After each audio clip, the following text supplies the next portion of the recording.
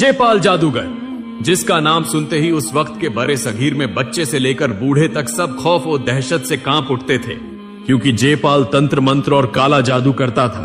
वह कई सालों तक खुफिया तौर पर पुरअसरार पहाड़ की घार में बैठकर काला जादू सीखता रहा और एक बड़ा जादूगर बन गया। इसके पास काले जादू की इतनी खौफनाक ताकत थी कि इसका मुकाबला करने की किसी में हिम्मत न थी। उस जमाने में बड़े सगीर की सरजमीन पर इस्लाम का नूर अभी नहीं पहुंचा था। लोग जाहिल थे और अंधी अकीदत में डूबे हुए थे। कोई पत्थर के बुत को खुदा समझता, कोई आग को और कोई दरख्त को।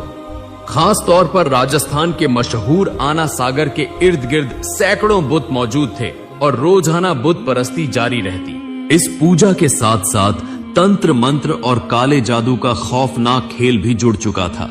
राजा पृथ्वीराज निहायत सख्ती से अपनी रियासत चलाता था और उसके दौरे हुकूमत में मजहबी रसूमात से हटने की कोई गुंजाइश न थी।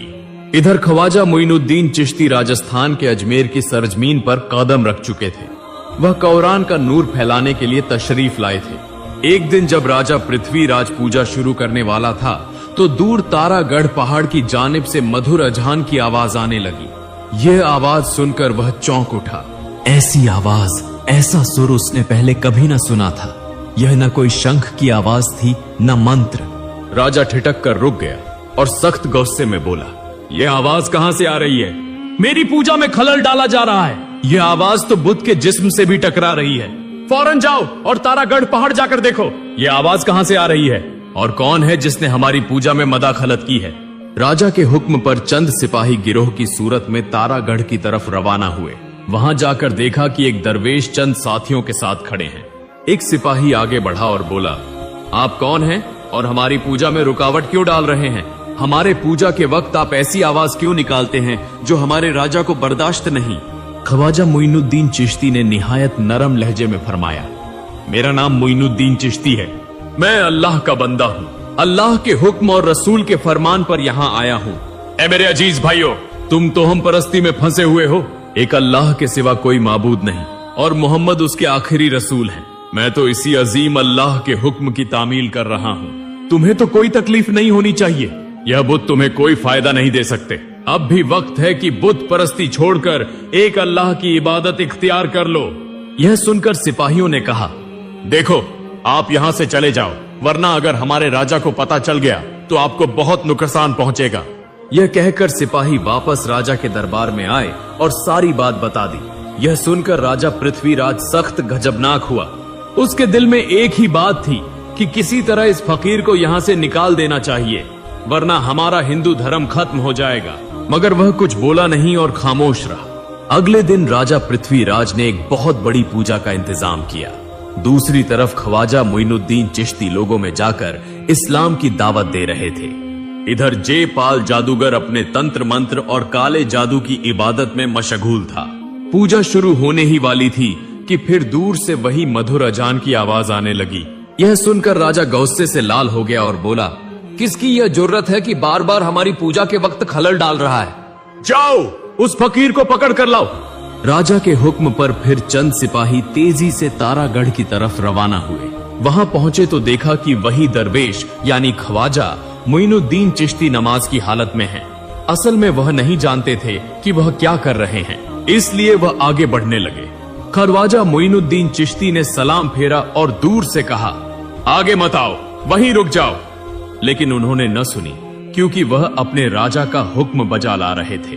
जब वह करीब आए ताकि उन्हें गिरफ्तार कर सकें, तो ख्वाजा मोइनुद्दीन चिश्ती ने एक मुट्ठी मिट्टी ली, बिस्मिल्लाहिर्रहमानिर्रहीम कहा और उनकी तरफ फेंक दी। यह होते ही एक मौजिजा रूनुमा हुआ। उनमें से कोई बहरा हो गया, कोई अंधा और कोई चीखने लगा। यह देखकर सब के सब भाग खड़े हुए। ये खबर फौरन राज दरबार तक पहुंच गई। राजा पृथ्वीराज सख्त गुस्से में आ गया और कहने लगा, किसकी ये जुर्रत है कि हमारा मुकाबला करे? किसी भी तरह उसे गिरफ्तार करना होगा।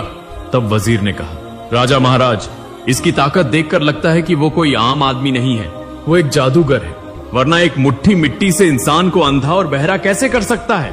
उसे शिकस्त देने के लिए हमें कोई दूसरा तरीका अपनाना होगा। वो दरवेश हमारा शदीद दुश्मन है, वो हमारे धर्म को छोटा करना चाहता है और उसे मिटाना चाहता है। तब राजा पृथ्वीराज ने पूछा, वजीर महाराज, फिर क्या करना चाहिए? वजीर ने कहा, राजा महाराज, उसका मुकाबला करने के लिए जयपाल जादूगर की जरूरत है। सिर्फ वही उसे हरा सकता है। इसके बाद राजा पृथ्वीराज ने चंद सिपाहियों से कहा, जाओ जयपाल जादूगर से कहो कि राजा ने उसे तलब किया है। ये हुक्म मिलते ही सिपाही जयपाल जादूगर के पास रवाना हुए। उधर जयपाल जादूगर अपने काले जादू और तंत्र मंत्र की मदद से उड़ता फिर रहा था। उसने अपने जादू के जरिए ऐसी ताकत हासिल कर ली थी। जब राजा के सिपाही जयपाल जादूगर के पास पहुंचे तो देखा कि वो अपने तंत्र मंत्र और काले जादू में गहरे ध्यान में है। कुछ देर बाद जयपाल जादूगर ने कहा, क्या बात है, तुम यहाँ क्यों आए हो? सिपाहियों ने कहा, महाशय, आपको राजा ने बुलाया है। जयपाल जादूगर ने कहा, ठीक है, फिक्र न करो, मैं अभी चलता हूं। फिर जयपाल जादूगर अपने जादू के जोर पर राज दरबार की तरफ रवाना हुआ और सिपाही उसके पीछे पीछे चलने लगे। दरबार में पहुंचकर जयपाल जादूगर ने कहा, राजा महाराज, आपने मुझे क्यों बुलाया?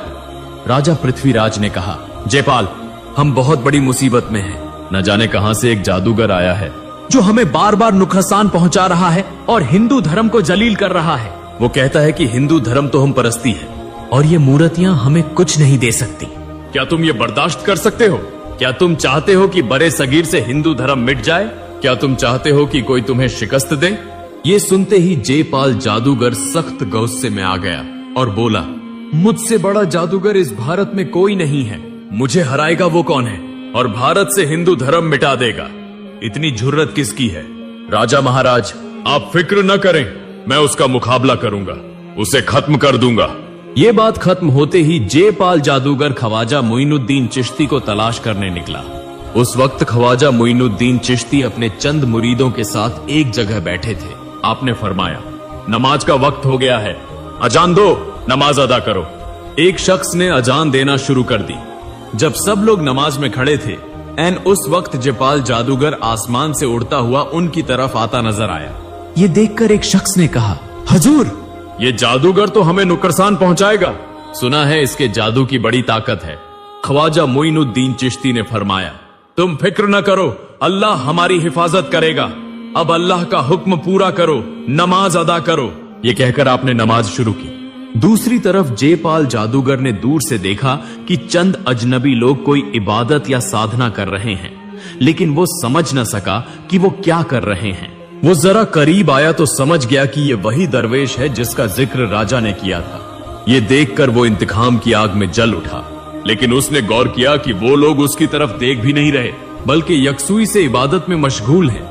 उसने दिल में कहा, यही मौका है, अभी इनका खात्मा कर देना चाहिए। चुनाचा एक जगह खड़े होकर अपने तंत्र मंत्र और काले जादू की मदद से उनकी तरफ आग का एक गोला फेंका, लेकिन हैरतअंगेज तौर पर उस अजीम जादूगर का आग का गोला जैसे ही ख्वाजा मोइनुद्दीन चिश्ती के करीब पहुंचा, फौरन गायब हो गया। ये देखकर जयपाल जादूगर मजीद गुस्से में आ गया। उसने फिर काले जादू से एक धूल का तूफान उनकी तरफ भेजा, मगर कमाल ये हुआ कि वो भी ख्वाजा मोइनुद्दीन चिश्ती के पास पहुंचते ही गायब हो गया। अब जयपाल जादूगर समझ गया कि ये कोई आम दरवेश नहीं है। तब उसने अपनी सारी ताकत लगाकर एक जहरीला काला जादू किया और बेशुमार अजदहे छोड़ दिए, मगर सुभान अल्लाह, अल्लाह के करम से वो सब सांप भी उनके करीब आते ही एक एक करके खत्म हो गए। इसके बाद जयपाल जादूगर ने गौर से देखा कि ये दरवेश यानी ख्वाजा मोइनुद्दीन चिश्ती ने एक लम्हे के लिए भी उसकी तरफ नहीं देखा। फिर भी उसका काला जादू उन पर असर अंदाज नहीं हो सका। तब उसने चालाकी की और दिल में कहा, सामने से नहीं, पीछे से वार करना होगा। फिर वो पीछे की तरफ जाकर तारागढ़ पहाड़ की बिल्कुल छोटी से अपने काले जादू के जोर पर एक बहुत बड़ा खौफनाक पत्थर उठाकर ख्वाजा मोइनुद्दीन चिश्ती की तरफ फेंक दिया। उसी लम्हे ख्वाजा मोइनुद्दीन चिश्ती ने नमाज खत्म करके सलाम फेरा और देखा कि पहाड़ से एक खौफनाक बड़ा पत्थर तेजी से उनकी तरफ आ रहा है। तब ख्वाजा मोइनुद्दीन चिश्ती ने सिर्फ आसमान की तरफ देखकर कहा, ए पत्थर, अगर तू अल्लाह की तरफ से आया है तो आ और मुझे कुचल कर मार डाल, लेकिन अगर तू शैतान की तरफ से आया है तो अल्लाह के हुक्म से वहीं रुक जा। ये बात कहते ही अल्लाह के हुक्म से पत्थर की जुबान खुल गई। पत्थर कहने लगा, या ख्वाजा गरीब नवाज, मैं शैतान की तरफ से आया हूँ, मुझे माफ कर दो, मुझे बचा लो। तब ख्वाजा मोइनुद्दीन चिश्ती ने उस पत्थर की तरफ 2 उंगलियों से इशारा किया और फौरन ही पत्थर वहीं रुक गया। तब से आज तक वो पत्थर तारागढ़ पहाड़ पर खड़ा है और तारीख का गवाह है। ये अल्लाह की कुदरत और ख्वाजा मोइनुद्दीन चिश्ती का मौजिजा था। जयपाल जादूगर ने जब अपनी आंखों से यह मंजर देखा तो हैरान व शशदर रह गया। उसे यकीन हो गया कि उसका मुकाबला करने की ताकत किसी में नहीं। अब वो खौफ के मारे भागने लगा। तब ख्वाजा मोइनुद्दीन चिश्ती ने अपनी जूतियों से कहा, जाओ उसे यहां ले आओ। फिर वो जूतियां हवा में उड़ती हुई गईं और जयपाल जादूगर को घेर लिया। वो किसी तरफ भी न जा सका।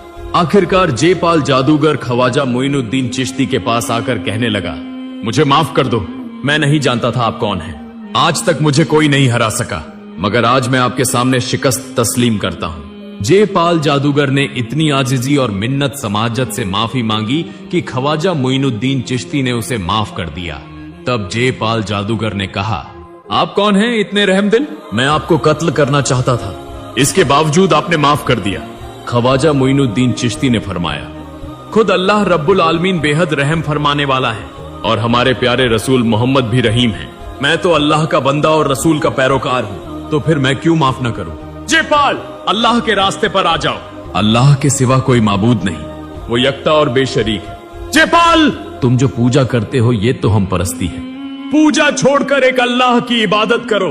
तब जयपाल जादूगर ने कहा, हजूर, आज से मैं आपका मुरीद हूँ, मुझे कलिमा पढ़ाकर मुसलमान कर दे। जब तक मैं जिंदा रहूंगा एक अल्लाह की इबादत करूंगा, जादू टोना और तंत्र मंत्र सब छोड़ दूंगा और अल्लाह और आपके बताए हुए रास्ते पर चलूंगा। फिर जादूगर ने इस्लाम कबूल कर लिया। तारीख के सफहात में लिखा है कि बाद में जयपाल जादूगर ने अपना नाम बदलकर अब्दुल्लाह रिया बानी रख लिया। कहा जाता है कि बाद में वो एक वली के तौर पर मशहूर हुए। फिर अगले ही दिन सारा हिंदुस्तान ये खबर सुनकर हैरान रह गया कि भारत का सबसे बड़ा जादूगर जयपाल ने इस्लाम कबूल कर लिया है और वो ख्वाजा मोइनुद्दीन चिश्ती का मुरीद बन गया है। लोग एक के बाद एक ख्वाजा मोइनुद्दीन चिश्ती के पास आने लगे। इसी दौरान एक सिपाही राजा पृथ्वीराज के पास आकर बोला, राजा महाराज, क़यामत हो गई। राजा ने पूछा, क्या हुआ? सिपाही ने कहा, राजा महाराज, जयपाल जादूगर उस फकीर के सामने हार मान चुका है। उसने खुद हिंदू धर्म छोड़कर इस्लाम इख्तियार कर लिया है। ये सुनकर राजा पृथ्वीराज ने कहा, अगर ये दरवेश सच्चा है तो उसे साबित करना होगा। हम उसे अपनी आंखों से देखेंगे। जाओ, हमारे मुल्क के सबसे बड़े पुजारी को बुला लाओ, उसके सामने उस दरवेश का इम्तिहान होगा। और जाओ, उस दरवेश को भी खबर दो। उस वक्त के हिंदुस्तान की गली कूचों में हिंदू भक्तों का शोर, हर तरफ घुंघरू, शंख और मंत्र की आवाजों के सिवा कुछ न था। शहर के बीचों बीच एक हिंदू पुजारी रहता था जो इतना मशहूर था कि दूर दूर से लोग उसकी पूजा लेने आते थे। वो निहायत अकीदत और लगन से बुद्ध पूजा करता था और यकीन रखता था कि मूरत ही ईश्वर है। एक दिन वो पूजा करने के लिए मंदिर जा रहा था कि रास्ते में उसने चंद लोगों को खड़े सरगोशियां करते देखा। वो रुक गया और उनके पास जाकर बोला, क्या तुम्हें पता नहीं कि पूजा का वक्त हो गया है? सब मंदिर जाने के बजाय यहाँ क्या कर रहे हो? इस वक्त एक शख्स ने कहा, पुजारी महाराज, क्या आपने कुछ सुना नहीं? पुजारी ने कहा, क्या बात है, बताओ तो। उन्होंने कहा, सुना है कि अजमेर में न जाने कहां से एक दरवेश आए हैं जिनके पास ऐसी ताकत है कि भारत का सबसे बड़ा जादूगर जयपाल भी उनके सामने हार गया है। वो कहते हैं कि अल्लाह एक है और उसके हुक्म से पत्थर भी बोल उठते हैं। ये सुनकर कई लोग इस्लाम कबूल कर रहे हैं। पुजारी ये सुनकर सख्त गुस्से में आ गया और बोला, ये कभी बर्दाश्त नहीं किया जा सकता। सदियों से भारत के लोग बुद्ध पूजा करते आ रहे हैं और अब ये सब झूठ करार दिया जा रहा है। फौरन ये खबर राजा पृथ्वीराज के कानों तक पहुंचानी होगी।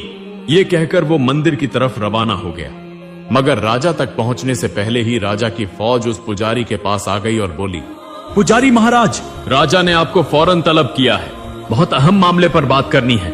फिर उस पुजारी ने देर न की और फौरन राज दरबार में हाजिर हो गया। राज सिंहासन पर राजा पृथ्वीराज बैठा था और चारों तरफ सिपह सालार, वुजरा और मशहूर पंडित मौजूद थे। उस वक्त राजा पृथ्वीराज ने कहा, पुजारी महाराज, हमारा धर्म अब खतरे में है। एक दरवेश शहर में आकर कह रहा है कि बुद्ध झूठ है, अल्लाह सच्चा है। उसने ऐसा मौजिजा दिखाया है कि जयपाल जादूगर भी उसके सामने झुक गया है। आप हमारा फख्र हैं और सिर्फ आप ही हमारे धर्म और इज्जत को बचा सकते हैं। तब पुजारी ने कहा, राजा महाराज, ये बेइज्जती मैं बर्दाश्त नहीं करूंगा। अगर वो फकीर वाकई कुछ जानता है तो वो बुद्ध को बोलकर दिखाए, हम देख लेंगे किसका देवता सच्चा है।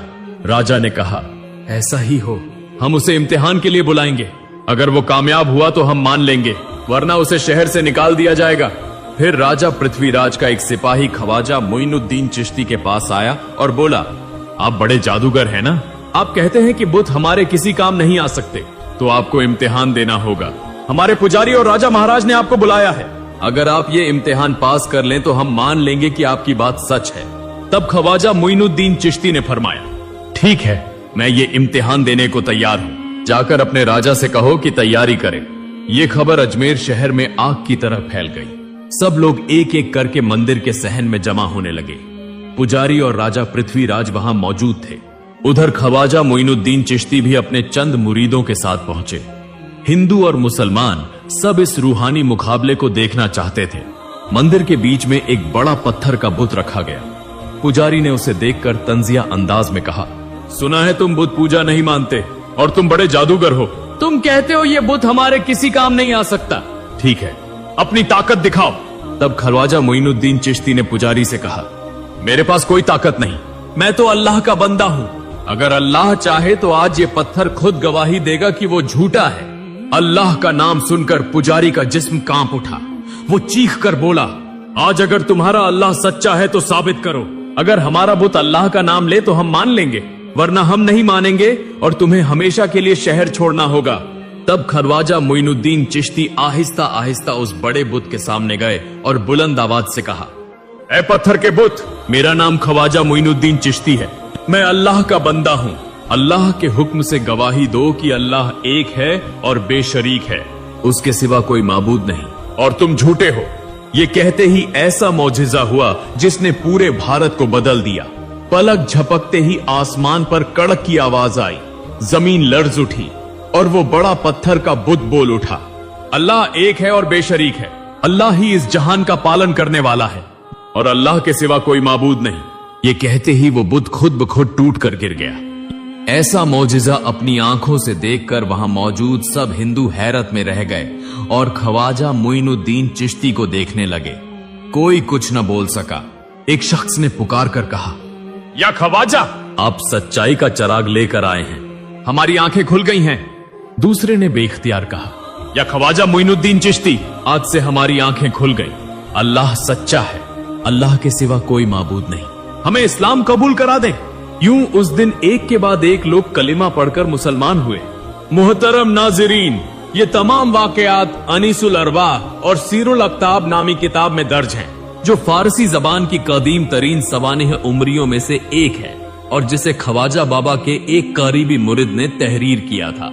मुहतरम नाज़रीन, ख्वाजा मोइनुद्दीन चिश्ती ऐसे अल्लाह के वली थे जिन्होंने कभी खुद को बड़ा नहीं समझा, बल्कि हमेशा अपने आप को गरीब, आजिज और अल्लाह का एक छोटा सा बंदा समझा। और यही आजिजी, यही मोहब्बत उन्हें हिंदुस्तान का एक अजीम इंसान बना गई।